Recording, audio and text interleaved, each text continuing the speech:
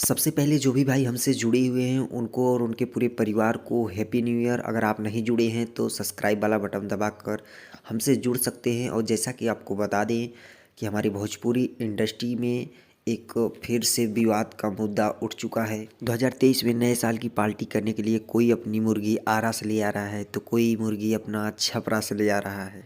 जैसा कि आपको बता दें कि हमारी भोजपुरी इंडस्ट्री के super star and trending star Khesari Lal Yadav ji अपनी मुर्गी 2023 में पार्टी करने के लिए आरा से लेकर आए हैं।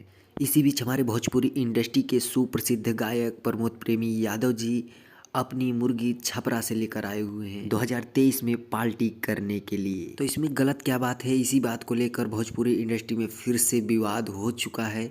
जिसका मन चाहे जहां से पार्टी करने के लिए अपनी मुर्गी या मुर्गा लाए। तो आप लोग एक बात जरूर कमेंट बॉक्स में बताएं कि आप भी 2023 में पार्टी कर रहे हैं तो आपकी मुर्गी कहाँ की। तो ऐसे ही भोजपुरी के रिलेटेड सबसे पहले अपडेट पाने के लिए हमारे चैनल को कर दीजिए सब्सक्राइब और बेल आइकन को कर दीजिए प्रेस, ताकि मैं जो भी नया वीडियो अपलोड करूँ उसका नोटिफिकेशन सबसे पहले आप तक पहुँचे।